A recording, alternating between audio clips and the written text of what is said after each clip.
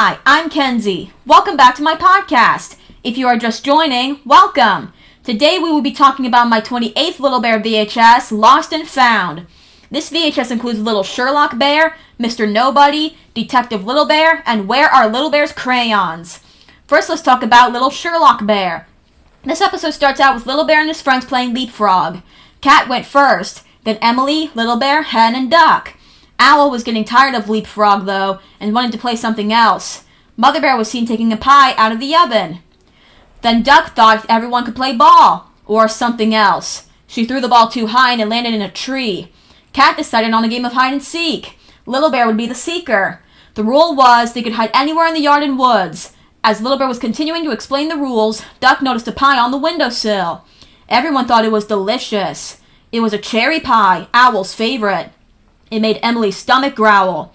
Mother Bear told everyone that it was Father Bear's special pie for his dinner. She also told them to not touch the pie because it was very hot. As Mother Bear went to work in the garden, Little Bear and his friends played hide and seek. As Little Bear was counting, he noticed Owl was on the windowsill next to the pie. It turned out he was just checking to see if it was cooling properly. It was. Little Bear started over because he peeked. As he finished counting to 10, he noticed that the pie was gone. Owl thought somebody else must have taken it because it wasn't him.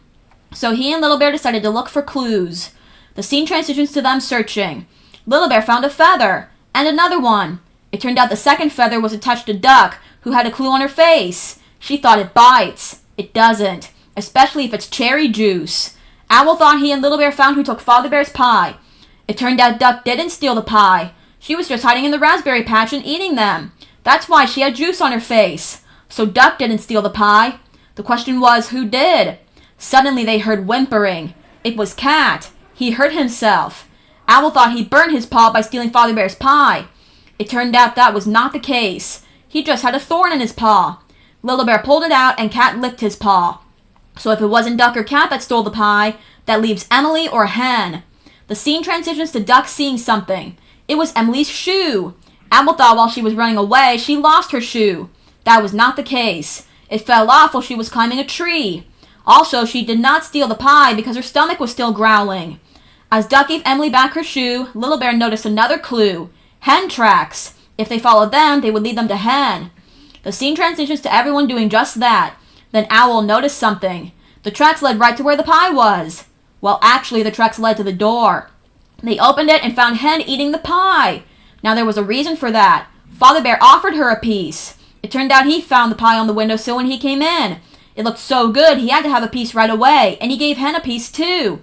Then he asked everyone else if they would like some pie. They would be delighted. And that's how the episode ends. Now let's talk about the episode as a whole. I feel like this episode was still a good one when you watch it the second time. I also feel like the reason it's on the Lost and Found VHS is because a pie was lost and then it was found. All in all, it's a good episode. Now let's talk about Mr. Nobody. This episode starts out with Little Bear in his bedroom searching for Fisherman Bear. He couldn't find him anywhere. He was lost. Then Mother Bear entered the scene asking where her sun hat was. Father Bear entered the scene asking where his book was. How could everything be lost? I don't know, but they would find them eventually. As Father Bear picked Little Bear up, Little Bear found Fisherman Bear on the bookshelf. He wondered who put him up there, though. Mother Bear didn't. Father Bear didn't. Little Bear thought Mr. Nobody did it.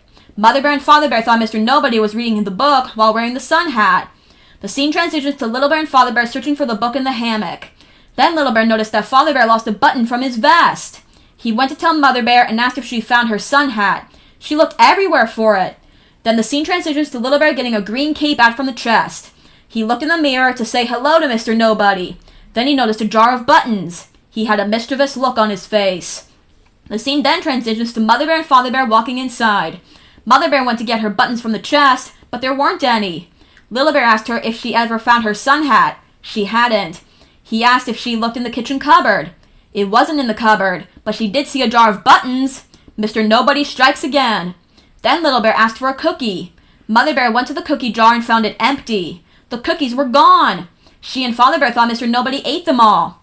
Little Bear thought he was hiding them somewhere. Father Bear looked in the pantry. The cookies were found. So was the sun hat and the book. Mr. Nobody strikes again. Then Mother Bear thought Mr. Nobody has had enough mischief for one day. It was time for bed. So the scene transitions to Little Bear in bed. He wondered where the moon was. There wasn't one.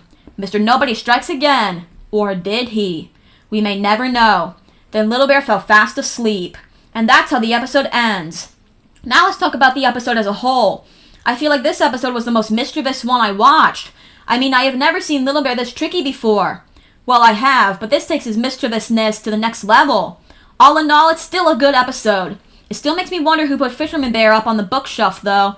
I guess we'll never know. Or will we? Anyway, now let's talk about Detective Little Bear. This episode starts out with Little Bear and Grandfather Bear looking at an ant through a magnifying glass. How elementary. After making his eye big, Little Bear wanted to look at more things. But first, Grandfather Bear had to pull out his pocket watch to find out what time it was so they won't be late for lunch. The problem was he couldn't find it. His pocket watch was missing. It was a mystery for Detective Little Bear. So he and Grandfather Bear decided to look for clues. First they went to the mailbox and found goblin shoes. Then they went to the garden and found a walking stick. Finally, they went to the hammock and found a hat. Little Bear thought a goblin took Grandfather Bear's pocket watch. Little Bear had an idea. If they return the goblin's things, maybe he'll return the Grandfather Bear's pocket watch. So the scene transitions to the goblin's cave, which was old, cold, and dark. The goblin wasn't home, though, so they decided to come back after lunch. The scene transitions to Little Bear on Grandfather Bear's shoulders. Grandfather Bear said a special rhyme on the way back. The scene then transitions to Grandmother Bear pulling out a loaf of bread from the oven. Little Bear and Grandfather Bear entered the scene. They told her they have been trying to solve the mystery of Grandfather Bear's missing pocket watch. Suddenly, Little Bear heard ticking. He looked everywhere until he had an idea. He told Grandfather Bear they needed some more bread. So Grandfather Bear cut a slice, and the pocket watch was present. He thought he must have dropped it in the dough. Little Bear thought the goblin put it there. Grandmother Bear said that you never know about goblins. Then a goblin was actually seen. How mysterious. And that's how the episode ends. Now let's talk about the episode as a whole. I feel like this episode was fun to watch a second time. The reason this was in the Lost and Found VHS is because the pocket watch was lost and then it was found. It's as simple as that.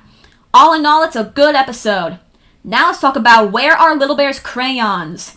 This episode starts out with Little Bear asking Mother Bear where his crayons were.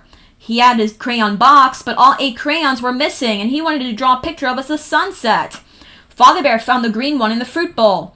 Mother Bear found the black one with the utensils. Little Bear thought they were hiding. He went to find some more in his bedroom. He found the red and brown ones under his bed.